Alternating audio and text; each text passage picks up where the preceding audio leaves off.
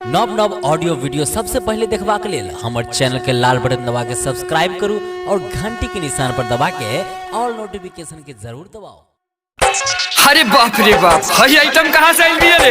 रे कौन ए हई लड़की और हनिया वाली ए हमारी हमार अगर जे कोनो एकरा के देखलो सो फाड़ के रख देम सुन ल सो। म्यूजिक बाय अनिल राज। लागेले सब लड़की से कमाल रे, केहू जे छुई तो होई बाबाले रे, बाबाले रे होई बाबाले रे। लागेले सब लड़की से कमाल रे, केहू जे छुई तो होई बाबाले रे, बाबाले। अरे कुछो ना कर पाई लफुअन सन के टोली टोली। मार देम गोली हमरा माल से जे बोली, मार देम गोली हमरा माल से जे बोली, मार देम गोली हमरा माल से जे बोली, मार देम गोली हमरा माल से जे बोली।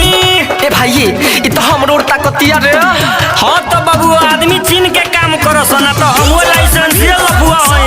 कैसे कि मारी ले कम दौड़ाई ले ज्यादा, सारा प्यार पछुआरा में झड़ जाई।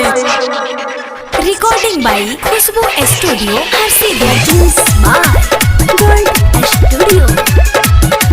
होए हम बड़ा का सोनकी, कोनो जे मारी कोनखी, पीछे से गोली घुसा दे, भेजा जे हमर टनकी, भेजा जे हमर टनकी। होए हम बड़ा का सोनकी, कोनो जे मारी कोनखी, पीछे से गोली घुसा दे, भेजा जे हमर टनकी। जवन साला ना मानी हमरा बात के, ओके मुआ दे भाला से गाथ के। तो सुनो कोनो जे छेड़ी ही आई बहुते भोली भोली। ए मार देम गोली हमरा माल से जे बोली, मार देम गोली हमरा माल से जे बोली, मार देम गोली हमरा माल से जे बोली, मार देम गोली हमरा माल से जे बोली। ना तो बुझाता कि तोहार लिखावल ह। हाँ हटाओ ना। ए बहुत ज्यादा बोलता, धर धर एकरा के धर तो घेर आगे से। हाँ तो तू आवा ना, आवा है ना।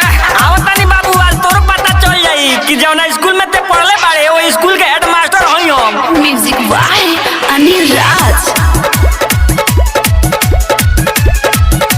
सीरियस हो के हम बताई, नजर जे केहू गड़ाई, कहेले आलोक गोस्वामी, बच के घरे नहीं जाई, बच के घरे नहीं जाई। सीरियस हो के हम बताई, नजर जे केहू गड़ाई, कहेले सूरज सने ही, बच के घरे नहीं जाई। कोनो ना दिही हमरा माल के लभले तोर, नहीं तो बढ़ जाई बड़ी भारी में तो। चुपे रही हो सबे मुंह ना केहू खोली।